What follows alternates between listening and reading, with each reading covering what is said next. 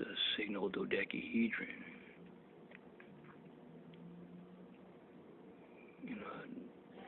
Briefly go through the key points of this report. I'm not going to read the whole thing verbatim. However, the download links are below this video in the About Show More description box. Download and share on. This is important information here. The secret of the special maritime jurisdiction of the United States exposed, revealing the most repugnant fraud ever perpetrated on the people of the United States of America. A brief dissertation exposing the true nature and cause of modern criminal accusations by Valiant Liberty.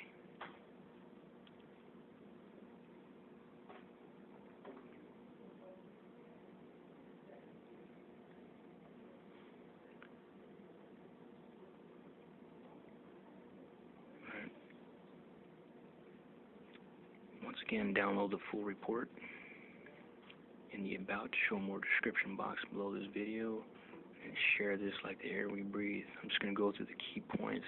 I won't read this verbatim. I don't have enough memory on my camera phone here, so here we go.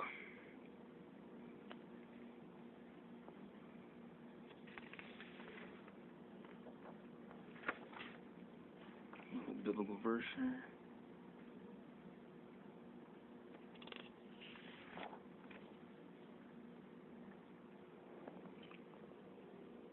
Scope of the fraud. It's a little good introduction. You should read this.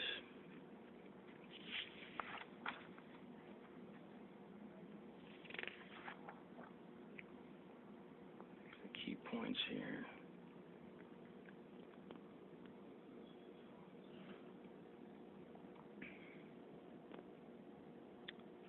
The key to the fraud hinges on understanding the 6th article of Amendment of the Constitution of the United States. The discussion begins with the text as follows.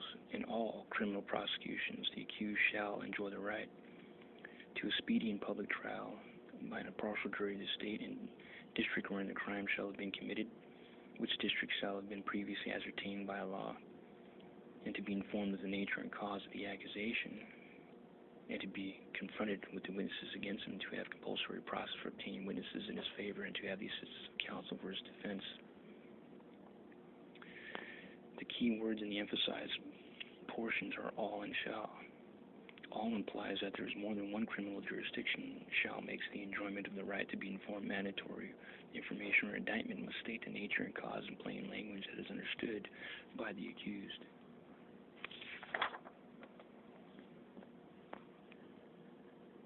Many victims accused of offenses against the state or the United States have found themselves in prison and all their assets forfeited for lack of understanding the nature and cause of the accusation.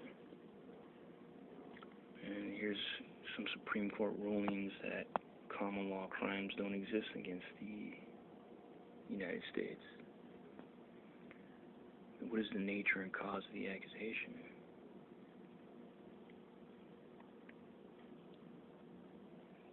You can read up on that. Admiralty and Maritime definitions, Black's Law and Bouvier.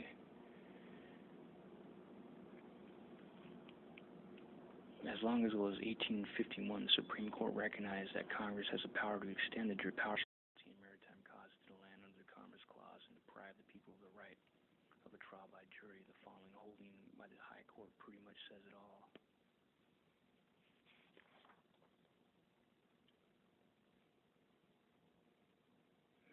Read up on that. That's Propeller Genesee Chief et al. Versus Fitzhugh et al.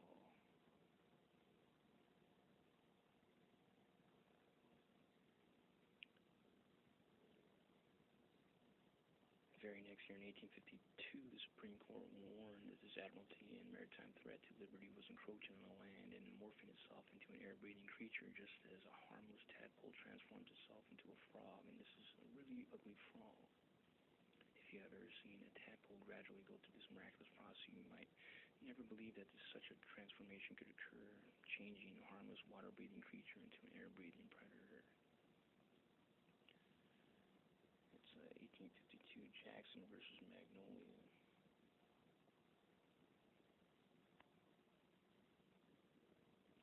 And has Congress expanded this admiralty and maritime jurisdiction? The answer is a definite and emphatic yes.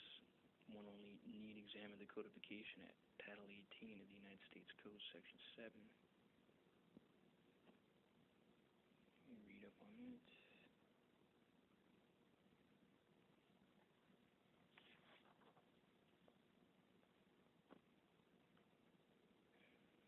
In the broad language of Title 27 Code of Federal Relations, Part 7211 makes almost all crimes, whether or not they're federal or state crimes, commercial crimes.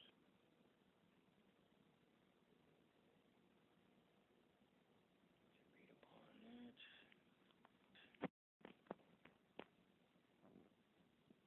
What many victims of these maritime crimes don't realize is that admiralty and maritime jurisdictions emerged with a long history of jurisdictions in 1966. The federal order says that these are most supplemental rules for certain admiralty and maritime jurisdictions. Also, major observations that major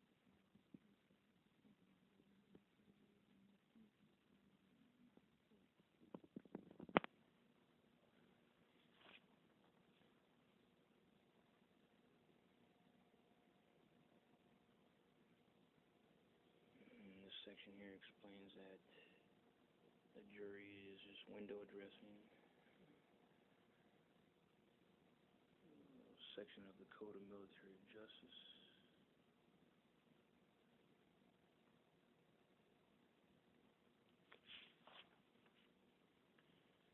And all this information that I'm not reading verbatim is pertinent. Let's download this report and review it in its entire. Just going through sections. This one's about elocution.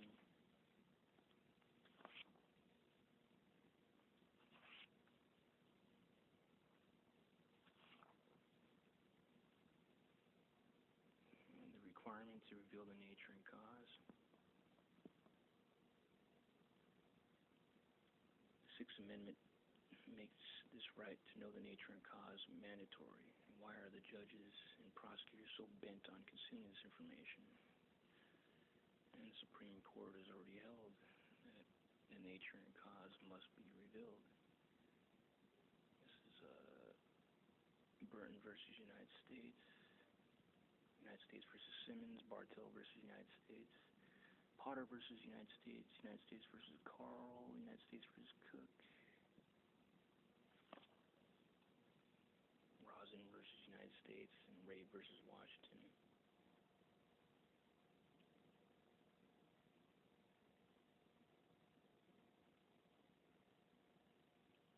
It explains about fraudulent concealment.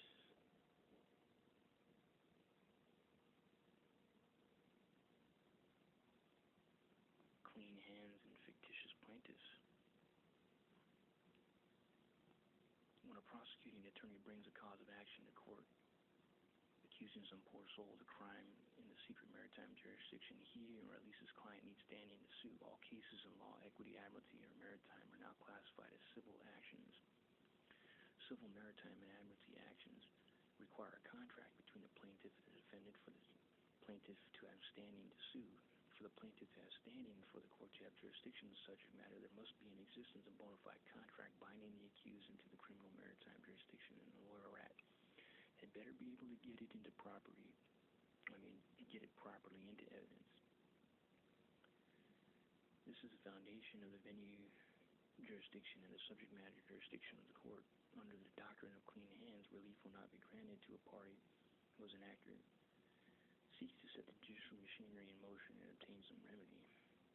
If such party in prior conduct has violated conscience or good faith or other equitable relief, one seeking relief cannot take advantage of one's own wrongdoing.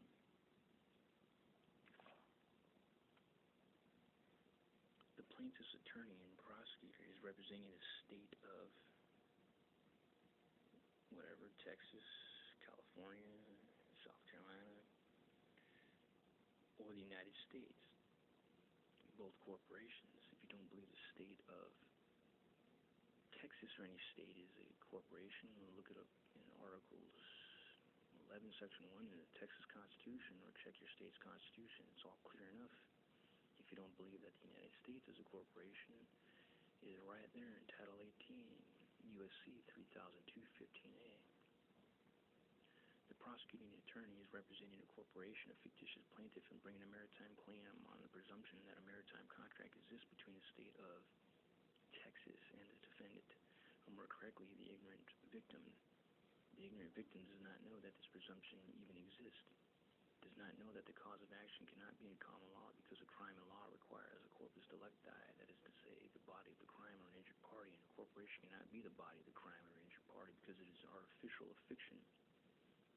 Trust the author on this. There's plenty of well-settled authority, but it will not be cited here in the interest of brevity while covering the essentials because of constant government indoctrination and lasting effects of cognitive dissonance. The fact that the cause is of a maritime nature is beyond the poor victim's comprehension. The attorneys for the plaintiff were prosecuting the suit in a maritime jurisdiction without evidence entered into the record of the contract binding the petitioner to the maritime law. Without such contract, the trial court is wholly in want of subject matter jurisdiction and venue. The doctrine of unclean hands applies to the attorneys for the plaintiff. And there's the case laws on that. You scope that out. It speaks about presumptions.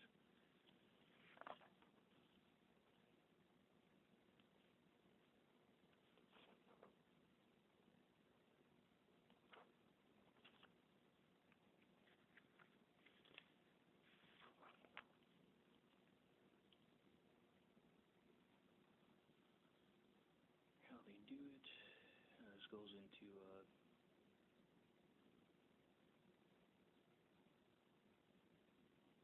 Dr. Wiswall's lecture.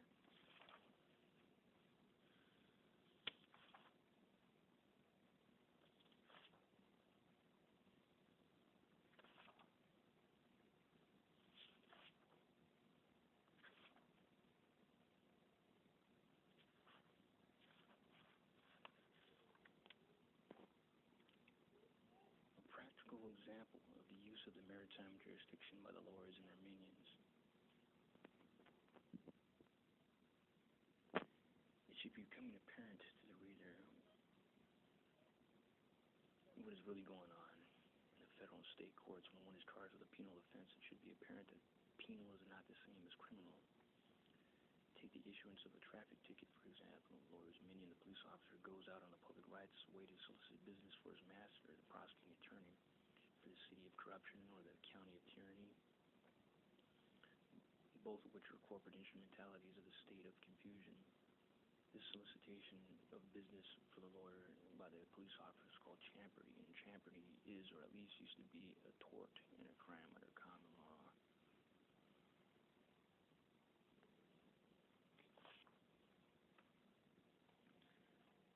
The police officer lurks around and finds someone violating a traffic regulation, let's say for driving an unregistered motor vehicle, arrests him and issues a citation on the presumption that the offender is bound in some undisclosed manner to the maritime jurisdiction, and presumption probably created by the existence of the state driver's license, or on the presumption that the state has acquired an interest in the motor vehicle being driven by the offender, on the presumption that the state has an interest in the offender himself, on the threat of imprisonment, the cop forces the offender to sign a citation as a promise to appear in certain court at a certain time. The citation is a contract to compel specific performance. The cop sign and the offender sign. It looks like a legitimate contract except for a couple of things.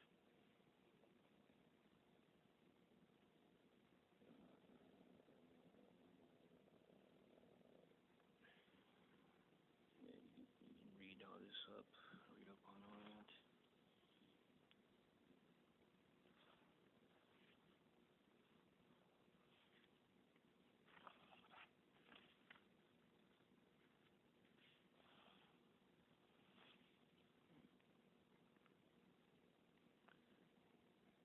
Now the question arises, how is the defendant going to shift the burden of proof? Maybe you should admit some facts and evidence denying the presumptions and follow the court rules of evidence when he does. Maybe you should challenge the subject matter jurisdiction of the court. Maybe he should demand some discovery by demanding the prosecutor bring the contract to other obligation in the court and properly admit it in evidence, and follow the court's rules of discovery when he demands production of the documents. Maybe the defendant could shift this burden of proof by admitting a simple affidavit and evidence of the case stating that the defendant denies that he signed any contract or other obligation that binds him to the maritime or admiralty jurisdiction, that the defendant did not convey any interest, right, or title of his car or himself to the state. If these facts are properly admitted into evidence, the burden of proof is shifted to the prosecutor to prove the existence of the contract or other obligation by admitting the original into evidence, and this must be done by the real party interest, whoever it is. If, on being unable to admit the contract or other obligation into evidence, and the prosecutor refuses to withdraw the claim and the judge refuses to dismiss the case, they will be proceeding without subject to jurisdiction. They have no official opportunity in the courts of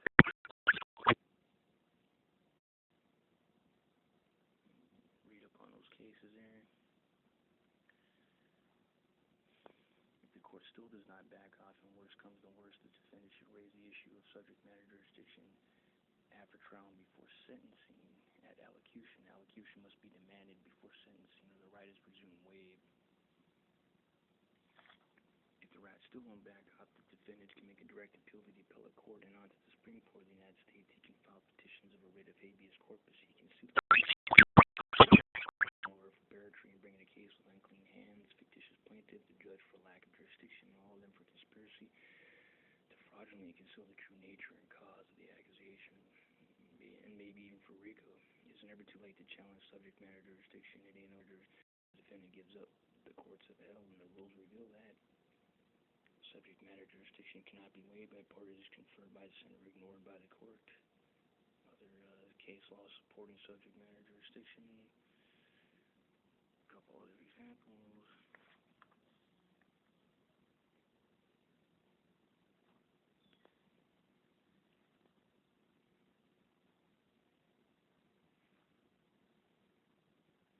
Knowing the nature and cause of the accusation is the key to knowing how to challenge the jurisdiction. All admiralty and maritime causes require a contract or other obligation of some kind. Where is it? Stop worrying about the fringe on the flag and start looking for the contract. Rebut the presumption that it exists. Better yet, make the rats find it. Whatever they are presumed to be the contract or obligation, whether it be Social Security application that you sign when you're 15 years old, if at all, the state driver's license, birth registration, the voter's registration, marriage license, or something else, make the rats find it and put it into evidence so you can challenge the validity of the instrument, whatever the instrument is presumed to be. Here's a section about child support.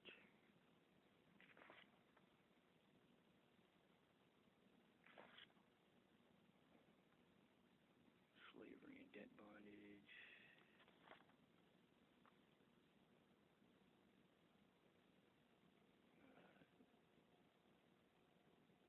Peonage and slavery is a crime. Download this report and read it thoroughly. It makes mad sense. I don't have enough minutes on this phone or data to record this full thing verbatim, but just read this over. It's very enlightening information.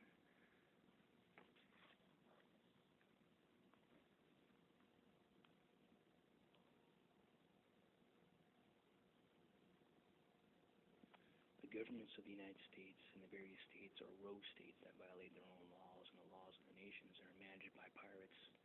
The rogue states ignore their own laws and the international laws of nations by making their own people slaves. The most egregious thing that our tyrannical government does is the enforcement of the death penalty in maritime causes. The authors have no objection to the execution of a man clearly guilty of heinous acts, murder, rightfully and lawfully convicted. What we object to is the fact that the offender, even if guilty, is not executed for the heinous act, whatever it might be, but he is executed by a corporation of fiction for breaching one of its contractual maritime penal rules. If the corporation can make a rule requiring the execution of a man convicted of murder in a maritime court, it can make a rule to execute a man for spitting on the sidewalk.